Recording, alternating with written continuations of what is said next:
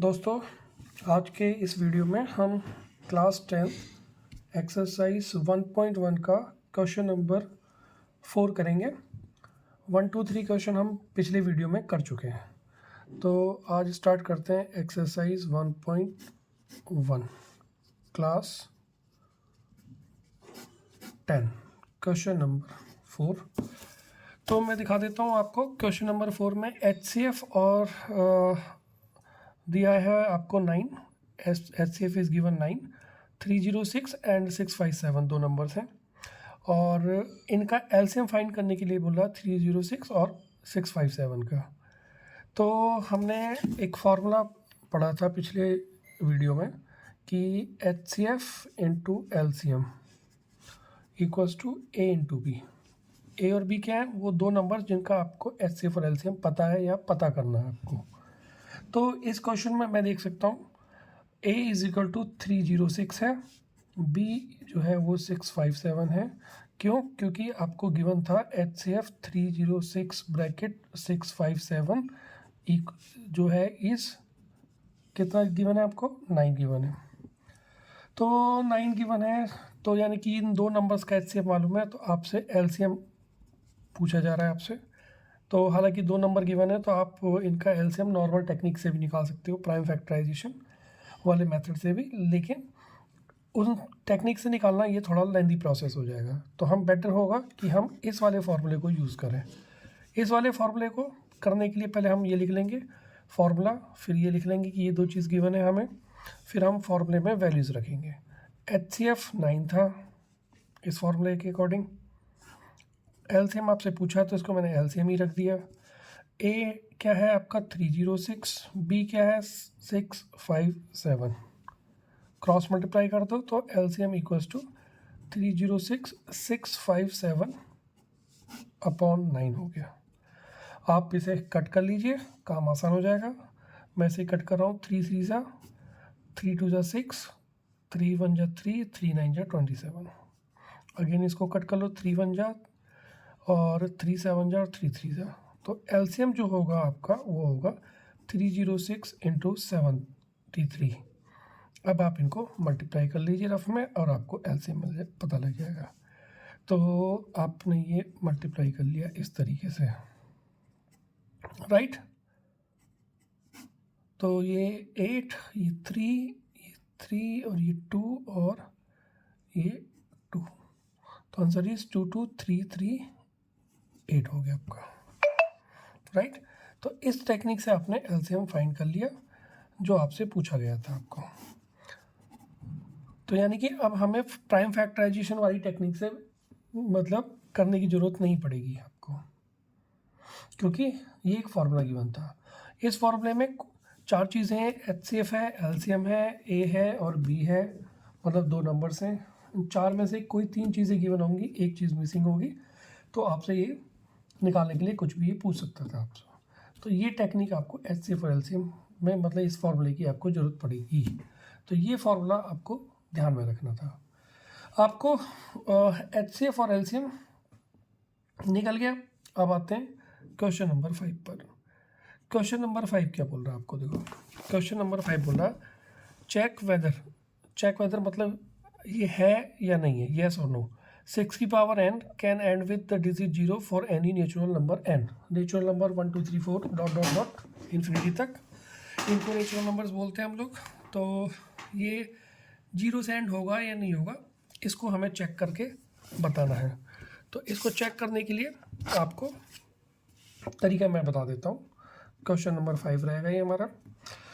तो 6 की power n, तो हम क्या करेंगे, पहले इसका प्राइम फैक्टराइजेशन कर लेते हैं। हम इसको 2 इंटू 3 लिख सकते हैं, होल पावर n। तो ये याद रखना कि अगर इसको 0 से एंड होना होता है तो इसके जो प्राइम फैक्टर से इसमें 2 और 5 दोनों का होना कंपलसरी था, लेकिन यहाँ पर सिर्फ 2 है, 5 नहीं है। 3 है वो साथ में ठीक है, लेकिन 2 और 5 दोनों होना ज़रूरी था। या तो 2 और 5 दोनों होते अकेले, या 2 और 5 के साथ कोई और नंबर भी हो सकता है, तो ये 0 से एंड हो जाते हैं। लेकिन यहाँ पे 2 है, 5 एब्सेंट है। तो हम इसको अब एक डेफिनेट एक लैंग्वेज में हम वो बताएंगे कि भाई किस तरीके से ये होगा। तो इसको करने के लिए अब आप देखिए, तो फिर हम यहाँ पे बताएंगे लैंग्वेज है, ये एक लैंग्वेज है जो आपको थोड़ी सी लर्न रखनी पड़ेगी, और इसी में वैल्यू बदल के कुछ और भी पूछ सकता है। जैसे एनसीईआरटी के एग्जांपल में 4 की पावर n पूछा गया आपसे, तो वो भी इसी टेक्निक से होगा, बस नंबर्स चेंज हो जाएंगे। आपसे हो सकता है 15 की पावर n पूछ ले, 12 की पावर n पूछ ले, तो सब में बस आपको नंबर्स ही चेंज करने हैं। लैंग्वेज आपको यही रखनी है, लगभग लैंग्वेज आपकी यही चलेगी। जैसे मैं इसको सॉल्व करने जा रहा हूँ, तो इसकी लैंग्वेज क्या बनेगी, हम लिखेंगे इफ़ 6 की power n ends with digit 0, then it must have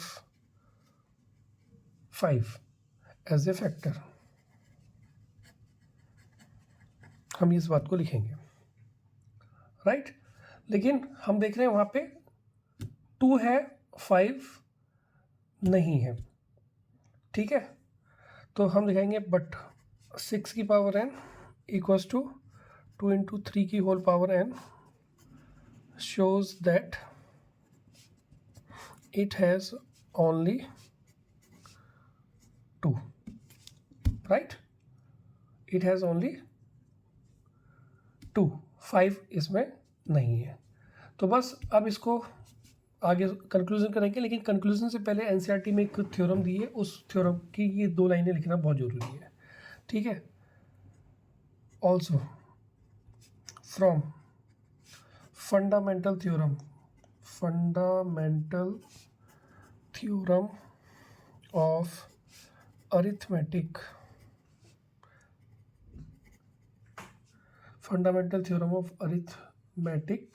that the prime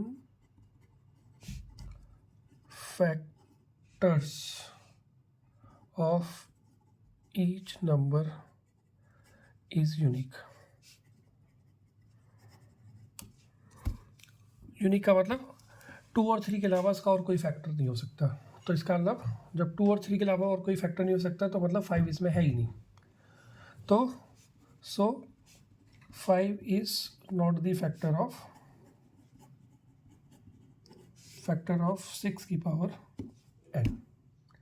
बस अब इसको लिख देते हैं हैंस, क्योंकि 5 है नहीं इसमें, हैंस 6 की power n can not end with digit 0। Hence proved या मतलब ये आ गया, can not end with digit 0।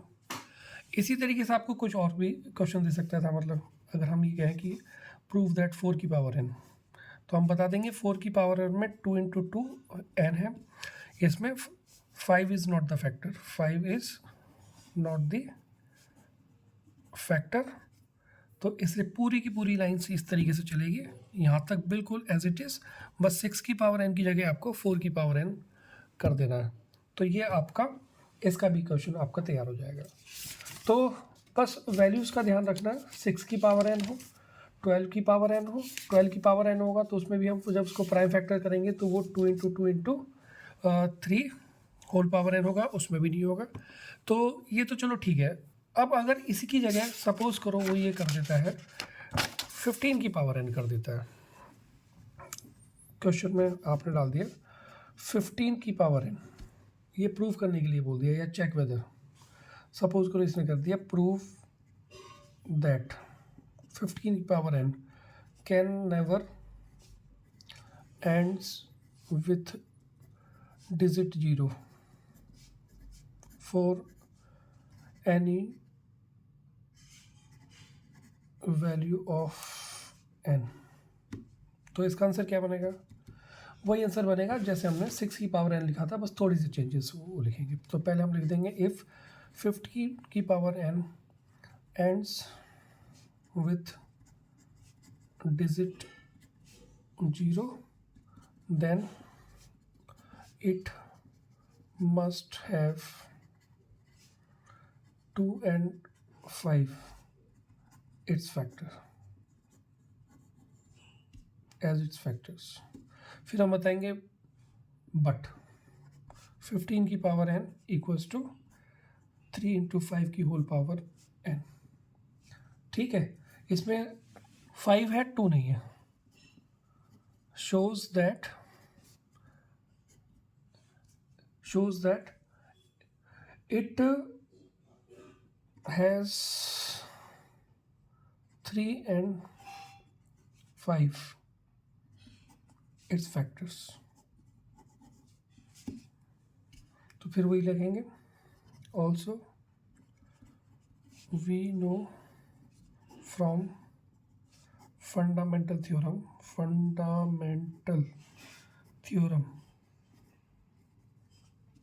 of arithmetic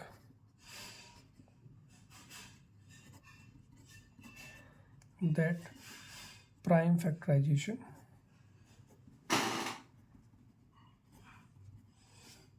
of any number is unique।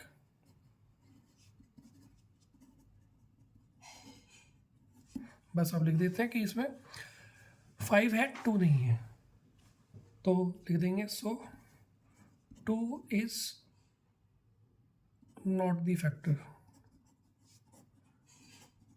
Factor of 15 की पावर n। हेंस 15 की power n can never and with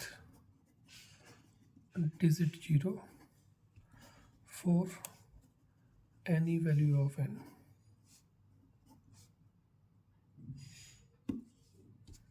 ये आपका answer हो गया।